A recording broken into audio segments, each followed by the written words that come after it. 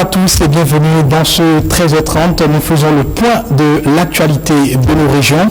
Vous en doutez certainement, on parlera de la fête du 1er août et on va démarrer par la cité historique d'Abomey. Abomey qui, à l'instar des autres communes du Bénin, a célébré ce lundi le 56e anniversaire de l'accession de notre pays à la souveraineté nationale. C'est à travers un défilé auquel les populations y ont pris part. Revivons les temps forts de cette célébration avec Gilles Dansour. Abomey célèbre la fête du 1er août, jour anniversaire de notre assertion à la souveraineté internationale. Les autorités à divers niveaux ont pris part à la fête. Défilé militaire où les forces de l'ordre ont démontré leur savoir-faire. Ambiance d'un défilé riche en couleurs. Quelques appréciations. Ce que moi j'ai aimé, j'ai apprécié les para-commandos parce qu'ils ont bien fait leur travail. Ils ont bien maintenu leur travail. Je leur remercie beaucoup. Le défilé aussi a été bien passé. Ça a été bon. Il y avait des motards, ils défilaient et ça a été bien passé. C'est des impressions de joie et de satisfaction. L'ambiance dans laquelle ça s'est déroulé a montré que nous avons pris vraiment un nouveau départ. Tel que le président l'aurait souhaité, il aurait souhaité que cela se passe dans le strict minimum de choses et dans la pure sobriété, ce qui a été fait. Merci Dieu, aujourd'hui, à la place on a constaté il y a une joie ici quoi. Et on a vu les défilés comme ça s'est passé. En tout cas c'est bon quand même. On remercie Dieu, il n'y a pas d'incident. Nous sommes en harmonie ici quand même. Très bonne impression parce que la fête a été célébrée de façon très sobre, ce que nous n'avons jamais vu. Ça nous permet d'éviter le gaspillage que nous observons à chaque fête. Nous, il y a les organisateurs, les badges un peu partout. Nous ne l'avons pas aimé, ça s'est bien passé. Des moments de plaisir que les populations d'Abomey sont venues vivre en direct. La fête, en somme, a été belle.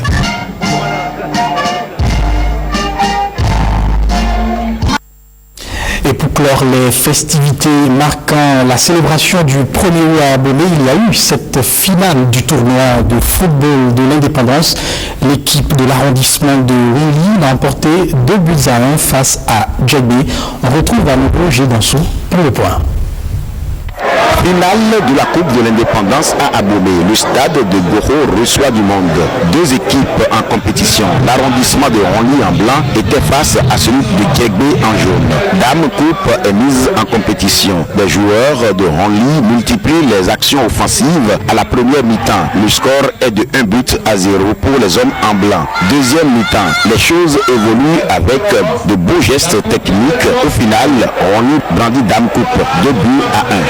Impression. Je suis très heureux, très content que les jeunes ont atteint l'objectif qu'on leur a fixé et qu'on a assisté. Vraiment au début, la première partie n'était pas aussi intéressante, mais la deuxième partie, on a senti de la vivacité. Les jeunes se sont donnés, on a compris qu'il y a des talents. Et les deux équipes méritent, mais c'est la meilleure qui a gagné. Je dis bravo à cette équipe. Et comme je l'ai dit, je dis aussi félicitations à la deuxième équipe. Et donc les quatre techniques qui sont là, qui doivent dorénavant cibler les meilleurs pour que nous puissions constituer une équipe. Donc à se mettre déjà à l'œuvre pour que vraiment, avant la fin de cette année, nous puissions quand même avoir une équipe pour la ville d'Abomey. Je dis bonne fête à tout le monde. Je crois que nous avons assisté à une rencontre très plaisante. Les deux équipes ont donné le meilleur d'elles-mêmes. Ça encourage beaucoup. Je crois que c'est des jeunes qu'on doit pouvoir suivre et encadrer. Ceux qui ont du talent vont pouvoir émerger et participer donc à l'équipe de notre cité historique, pourquoi pas à l'équipe nationale. Des talents ont été sûrement détectés au cours de cette compétition. On met le cap sur Dangbo à présent. Le maire de cette commune a organisé une fête assez spéciale pour la population à l'occasion du 1er août. Le maire Mathias Akouani avait à ses côtés tous ses collaborateurs et de nombreux invités, dont des députés et des autorités religieuses. Emilienne Fayoumi. La cérémonie de dépôt de gerbes au monument aux morts s'est déroulée tout ce matin devant la maison des jeunes de Dangbo. Le maire et tous ses chefs d'arrondissement et élus communaux ont sacrifié à cette tradition.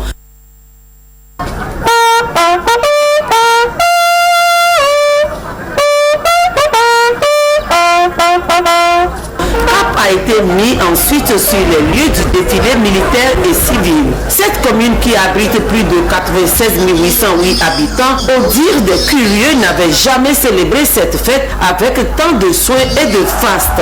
Pour la circonstance, la première autorité de Dangbo a préféré présenter son bilan annuel à toute la population. Occasion rêvée pour une reddition de comptes. Du 1er août 1960 au 1er août 2016, bien des progrès ont été accomplis. C'est ici, plus que jamais, l'occasion de rendre un vibrant hommage à ceux qui se sont succédés à la tête de la commune de Dangbo depuis la réforme de l'administration territoriale qui a consacré l'érection de Dangbo en district rural jusqu'à ce jour. On peut citer la construction des modules de classe, la réhabilitation de certaines écoles, la reprise des travaux de lotissement. Son bilan sur le plan de la gouvernance administrative n'a pas été occulté. Nous avons pu, avec la collaboration de tous les conseillers communaux, sans exception, et la détermination du comité de lotissement de Dangbo Centre et celle des sages, les travaux de lotissement ont repris et se poursuivent actuellement. Place fut donnée au défilé militaire. Ces pelotons ont présenté un tableau très riche à la population. Quant au défilé civil, il a été concocté avec les jeunes de la Croix-Rouge, les faux militaires venus de Deké, le groupe acrobate, les mouches de la localité, sans oublier les traditionnels gardiens de nuit qui ont émerveillé le public. Et à l'issue de ces festivités du 1er août à Dangbo, des personnalités présentes à cette cérémonie ont bien voulu se prêter aux questions d'Emilienne Fayomi. Les députés Simplice de Sokodjo et Pascal Essou livrent ici leurs impressions. On les écoute. On fait beaucoup de choses dans cette nation et le peuple béninois a besoin d'être encouragé. D'abord, partant de l'indépendance de 1960, à ce jour, plusieurs gouvernements ont été de passage. Nous saluons beaucoup l'effort fourni par tout un chacun d'eux. Et si nous commémorons aujourd'hui le 56e anniversaire, c'est le moment de rappeler au peuple béninois l'effort que nous devons continuer à fournir pour que l'indépendance soit totale, afin que nous puissions nous retrouver dans un pays totalement bien développé. C'est surtout le sketch que vous appelez la mouche, c'est ça qui a beaucoup attiré mon attention. Et je pense que nous devons faire les conclusions de ce sketch. Parce que cela indique que l'indépendance n'est pas totale. Elle est fictive. Nous devons continuer la lutte et avoir véritablement l'indépendance. Parce que comme il l'a indiqué, depuis 60 jusqu'à nos jours, pratiquement rien n'a changé. Il ne faut pas toujours se contenter du peu. Quand on se contente du peu, on n'évolue jamais. On a aussi célébré le 1er août à Bopa. Cyprien Lokosu nous plonge dans la ferveur de cette célébration. Voyons son reportage. Le Bénin a obtenu son indépendance après de courageuses luttes. Beaucoup de ses citoyens ont perdu leur vie. Bopa s'en souvient et rend hommage à ces enfants qui ont participé à ces luttes et sont morts pour la liberté. Dépôt de gerbes et salutations en leur mémoire à l'occasion du 56e anniversaire de l'indépendance du Bénin. Après ce cérémonial, direction à Abodi pour commémorer l'événement. Avant le défilé, le maire Frédéric Landévenu a parlé à ses administrés. Il a fait un bilan sommaire de ses actions, annoncé ses projets pour le développement de Bopa et finit par un appel. Nous devons travailler tous ensemble, chacun à son petit niveau, pour le développement et la prospérité de notre commune. Le conseil communal sera à votre écoute dans une démarche de gouvernance participative. Je nous appelle ici et maintenant, chers parents, chers mamans, chers aînés, chers frères et sœurs, à l'unisson. Oui, c'est le seul remède qui puisse aider à sortir notre commune de la léthargie, à amorcer un réel développement et à garantir un avenir radieux aux générations montantes. Bopa n'a pas eu droit à un défilé militaire, mais les populations ont donné du spectacle à la hauteur de la fête.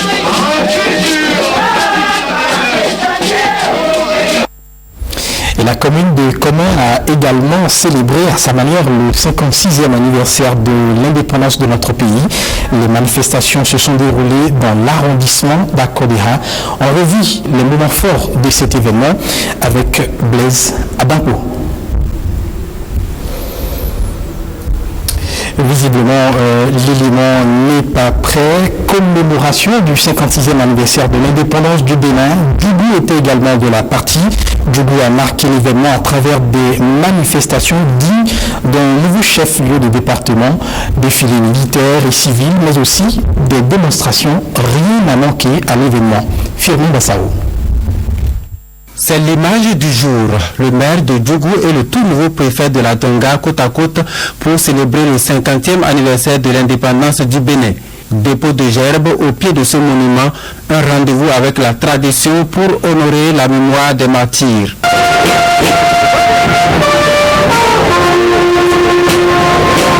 Pour sa première sortie officielle, le nouveau préfet de la Tonga annonce les grands chantiers. La ville de Djougou a été officiellement consacrée chef-lieu du département de la Tonga. C'est le lieu de féliciter et de remercier sincèrement le gouvernement de la rupture pour cet acte qui vient de révolutionner l'administration territoriale de notre pays, donnant ainsi un coup d'accélérateur à la déconcentration. Le préfet de la Tonga ne dispose pas encore de bureau et de personnel administratif propre. Toutefois, je vous rassure que le gouvernement s'emploie activement à résorber cette situation dans les meilleurs délais. L'autre défi à relever est l'insécurité grandissante dans notre département. C'est ce jour qui consacre notre indépendance. C'est ce jour qui consacre notre liberté vis-à-vis des autres États. Tous les autres pays nous reconnaissaient pour la première fois sur l'échiquier international comme un État souverain, un État de droit, un État avec lequel on pourrait parler à égal. Le cours de la commémoration, c'est ici, avec les défilés militaires et civils, des parades, des démonstrations.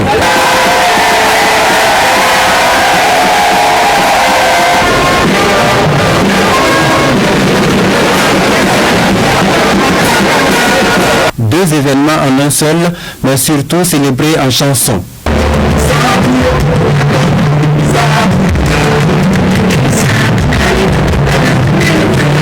Un témoignage de gratitude au nom des populations, mais aussi une invite à l'unité et à la mobilisation pour le développement du jeune département.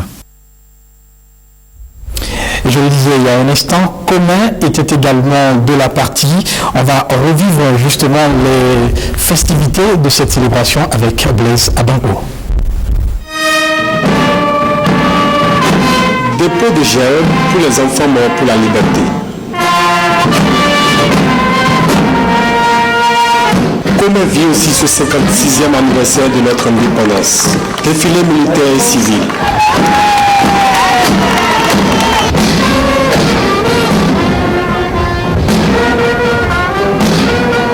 Même les jeunes du lycée agricole d'Akodéha.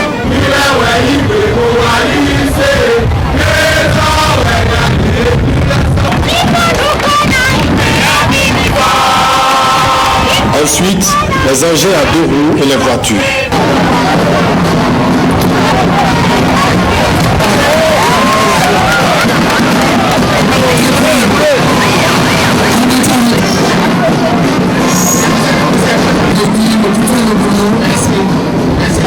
Une célébration qui est une première pour Commun et qui est sous le signe du développement. chacun va y mettre du sien pour que le développement soit effectif dans notre commune, que socialement, mentalement, au plan sanitaire, que toutes les populations se sentent à l'aise d'ici quelques mois, quelques jours. Les impressions, elles sont bonnes. L'honneur que je suis en train de recevoir en remerciant le conseil, le nouveau conseil, ils ont porté le choix sur moi à Kodeka, et vraiment vous-même vous avez vu avec moi les nombreuses manifestations de défilés qui ont pris par ici maintenant. Que la paix règne dans notre pays et que le nouveau départ amorcé soit pour le Bénin un vrai nouveau départ pour un développement réel et harmonieux de notre pays. La célébration du 1er août à Commet se fera désormais de façon tournante. Rendez-vous est donc pris pour le 57e anniversaire. Et des images de liesses populaires qui viennent boucler cette page de la célébration du 1er août. Sur notre registre à présent, audience de l'association Albi Universelle, une association de défense des droits des albinos. Cette association était chez le professeur Albert Thévodré. L'association est allée présenter ses doléances à l'ancien médiateur de la République et solliciter son soutien afin qu'une attention particulière soit accordée à cette couche vulnérable de la société. Les impressions du professeur Thévodré à la fin de l'audience. Lorsque j'ai été informé de l'existence d'associations presque cachées des albinos, j'ai dit, mais pourquoi cacher? Nous avons besoin d'eux pour constituer un développement qui permette à tout le monde de participer correctement, de manière convaincante, n'est-ce pas, à la vie nationale. Donc j'ai été les voir. Ils sont venus me voir. Je me suis dit, mais s'ils sont menacés, il faut arriver d'abord à ôter de leur vie cette peur de chaque jour. Quand un enfant albino sort, les parents sont aux aguets. Si à 18h30 il n'est pas rentré, on dit « t'es Joe ». N'est-ce pas? Et donc, il faut absolument que nous fassions tout pour que la paix règne dans les familles, la paix règne dans la communauté, dans la société, et que la paix règne dans notre pays. Il faut commencer par ceux qui y vivent. Ceux qui y vivent. Et donc, lorsque nous avons lancé l'idée du dialogue interreligieux pour la paix, nous avons d'abord pensé aux religions endogènes, dont certains véhiculent des idées parfois d'utiliser des sortilèges, d'utiliser des occasions, des opportunités de disparition pour retrouver, n'est-ce pas, un certain nombre de faveurs. Et on a obtenu d'eux qu'ils ne fassent plus allusion à ce genre de comportement et qu'on respecte la vie de tout le monde, y compris les albinos. C'est dans ce cadre-là que nous avons demandé que la notion de paix pour le développement s'applique aussi à l'intérieur de nos pays, à des minorités qui sont menacées. Ils sont venus, nous allons les accompagner, ils vont signer la pétition « La paix par notre chemin », ils vont demander à leur communauté dans tous les pays d'Afrique de signer la pétition, ils vont contribuer ainsi à ce qui se passe dans le monde aujourd'hui, où la violence, n'est-ce pas, empêche de vivre ensemble, que nous puissions contribuer à limiter cette violence-là et à faire en sorte que la paix vraiment et le développement se marient pour que le monde vive bien. Le professeur Albert Thévodré qui était au micro de Huguette Moudelo. La jeunesse départementale Borgou-Valibori de la COSI Bénin, entendez la Confédération des organisations syndicales indépendantes, renforce les capacités des bacheliers dans le choix des filières d'études universitaires. Il a été organisé à l'intention de ses futurs étudiants une séance d'orientation ce samedi à Parakou. L'événement est à sa 4e édition. Alexandra Jota.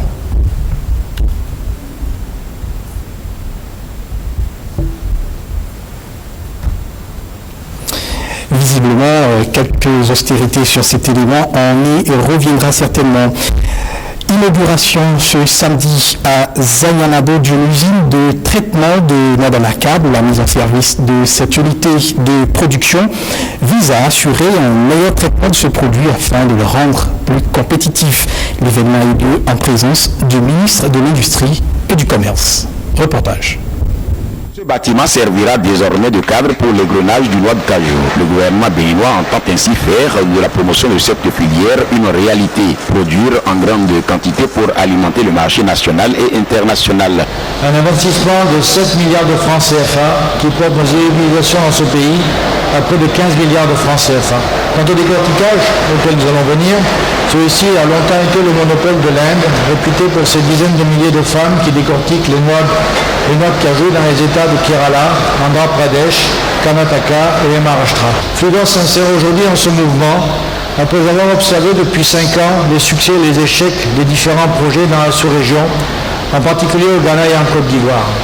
En effet, c'est le choix des bons équipements et du bon mix entre automatisation et travail manuel qui assure la réussite d'un tel projet. Pour le maire de la commune de Zogodomé, point n'est besoin de démontrer l'importance de cet outil de développement. Je saisis encore une fois l'occasion de réitérer mes sincères remerciements à l'endroit des autorités de Fluidor Bénin SA qui n'ont ménagé aucun effort pour contribuer sans cesse au développement de notre localité. Visite des lieux et le ministre Sehueto revient sur le bien fondé de l'implantation de cette usine. La plantation de cajou est plus rentable. Nous allons lancer dans les semaines qui viennent une opération de communication, une opération de sensibilisation des acteurs individuels et collectifs pour que, chiffre à l'appui, les uns et les autres se rendent compte qu'il est plus rentable aujourd'hui d'avoir une plantation de cajou que de faire des investissements dans un certain nombre de domaines habituels. Vous connaissez la détermination du gouvernement qui est en place, qui veut que d'ici à 2021, que nous fassions un peu plus que multiplier par 2 la production des noix de cajou et que 50 à 60% de cette production soit transformée au Bénin. Des plans ont été mis en terre pour immortaliser la... On se rend maintenant à Tchaourou. Le député Adam Bagoudou fait de la reddition des comptes une réalité dans cette localité. Ce samedi, la population a fait le déplacement de la Maison des Jeunes pour répondre à l'invitation de leur député. L'honorable a rendu compte des travaux de la première session ordinaire, prenant en compte les lois votées et les contrôles de l'action gouvernementale. Pour la circonstance, il avait à ses côtés son collègue Yaya Garba et le maire de la commune, Doris Nathalie Olabi. Restitution des activités parlementaires de la première session ordinaire de l'Assemblée nationale. C'est le thème de l'exposé de cette séance de reddition des comptes. Le calendrier de l'Assemblée nationale, les lois votées, les accords de prêt ratifiés, l'action gouvernementale et bien d'autres activités sont passées au peigne fin. L'Assemblée nationale, au cours de cette session, a connu beaucoup de dossiers, de ratification d'accords de crédit, de ratification de conventions de PMP, aussi de conventions de certaines lois. Le second volet, c'est le contrôle de l'action gouvernementale, des débats, des questions donc orales, des questions d'actualité, des questions importantes sur la seule polaire avec. Nous avons profité pour présenter tous ces travaux et aussi traiter des projets sociaux qui sont actuellement en cours de la commune au niveau de la 8e et la des populations. C'est donc notre engagement à rester à leur côté. L'élu de la 8e circonscription électorale se conforme ainsi à sa mission parlementaire et entend désormais institutionnaliser l'exercice qui est à sa première édition. Cette première session de l'année démarre donc en avril et qui a fini donc en juillet. Nous devons, le compte rendu, nous devons de restituer. Et c'est pour ça que je voudrais faire le pari de l'institutionnalisation de cette journée et d'en faire dorénavant avec vous un outil d'évaluation des responsabilités que vous m'avez confiées. Saisissant la balle au bon, le maire Biosuno Boukos soumet une série de préoccupations communautaires aux députés. Quelques participants apprécient l'initiative. Alors moi je suis très contente. Ça fait la première fois que je vois ça à Tchaourou. Ça fait la 25e année ici. On avait des députés. On n'a jamais vu ça. C'est pour la première fois ça dans la circonscription électorale de Tchaourou. qu'on a vécu ce genre d'événement. Sûrement, ce qui me concerne, sincèrement, je suis satisfait. Adam Bagoudou donne rendez-vous à ses mandants dans quelques mois pour une autre séance de restitution. À quelques encablures de Tchaourou, Ikemon précisément, l'association de développement a tenu ce week-end son 10e congrès ordinaire. L'ouverture du congrès a eu lieu samedi dernier à la maison des jeunes de l'arrondissement de Ikemon en présence des autorités politico-administratives de la commune de Wessel, têtes couronnées, sages et notables étaient également de la partie. Reportage Vitis Aoui. Prévu pour janvier 2016, c'est ce dernier week-end du mois de juillet que s'est ouvert le 10e congrès ordinaire de l'association de développement d'Ikemon. Un décalage dû à la récente période électorale. Occasion pour le bureau sortant de faire le bilan des activités menées en faveur du développement d'Ikemon durant les 3 années et demie qu'a duré son mandat. Sur le plan de l'éducation, avec la détermination et la vigilance de notre association, un module de 3 salles de classe avec mobilier et latrine a été construit à l'école primaire publique de Ikemon et Oda. Notre association a négocié et obtenu l'installation à Ikemon d'une antenne de la clinique Saint-Camille de Port-Nouveau le 14 décembre 2013. Sur le plan économique et social, le projet Songhai de Ikemon est devenu une réalité après une négociation de plus de 10 ans. Le maire de la commune de Wessel s'est dit satisfait des actions du bureau. Toutefois, il a relevé d'autres défis importants. Des défis qu'il a proposés comme piste de réflexion pour les travaux en commission. Nous sommes en train de gérer un petit litige au niveau de Samsongaï. Ce serait bien que les sages puissent se pencher sur la question afin qu'on puisse nous ouvrir les chemins pour régler définitivement ce problème. Et nous constatons aujourd'hui que nous n'avons pratiquement plus de forêt dans la commune. Et Ikemon fait partie des rares arrondissements qui ont encore quelques reliques, même si ce n'est plus comme auparavant. Un nouveau bureau a été élu pour de nouvelles missions à l'issue de ce congrès qui a duré 2 jours. Dans un registre plus festif à présent, retrouvailles des fils et filles de la commune de Zapota, c'était dimanche dernier. Les ressortissants de cette commune veulent fédérer leurs efforts pour le rayonnement de leur commune. J'ai Dansou pour le reportage. Les fils et filles de Zapota se donnent la main pour le développement de leur localité, s'unir pour bâtir leur cité commune. Plusieurs activités étaient inscrites à l'ordre du jour. Zapota au plan culturel et culinaire est mise en exergue. Une édition qui a tenu la promesse des fleurs. Pour renforcer la fraternité entre nous et contribuer au rayonnement de la commune, il était important que nous nous retrouvions de temps en temps, tout au moins une fois l'an. Pour nous connaître davantage, nous voudrions aussi donner l'opportunité à ceux qui ont perdu l'habitude de ce retour au village, de s'y rendre et de se mettre au contact de ces réalités. La première autorité de Zapota prend l'engagement de rendre la fête plus attrayante aux prochaines éditions. Monsieur le Président, recevez à travers ma voix l'expression de la gratitude de tout le conseil communal. Nous mettrons toutes nos énergies à braver les résistances et à commencer par inscrire à partir du budget prochain une ligne de crédit pour soutenir les retrouvailles. De belles impressions. Mes impressions étaient tout le temps bonnes parce que c'est une fête riche en couleurs qui a permis de retrouver encore des visages que j'ai retrouvés il y a longtemps. Ça m'a permis également de communier avec eux pour montrer en fait à tous nos frères la nécessité de redorer encore notre identité culturelle. J'ai retrouvé mon frère du sort. Ça là c'est important.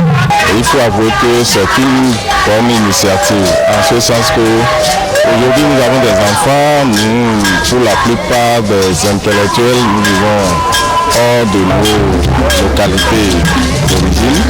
Même nos enfants ne se connaissent pas. Donc c'est une initiative à perpétuer, ne serait-ce que pour pouvoir réunir l'ensemble des filles et fils de Zapota. Une messe a été dite tout au début pour rendre grâce à Dieu. Et Voilà, c'est tout pour ce journal. Merci de l'avoir suivi. Surtout, ne décrochez pas. Suivez juste après moi en nouvelle diffusion l'entretien à bâton rompu avec le chef de l'État. Bonne réception.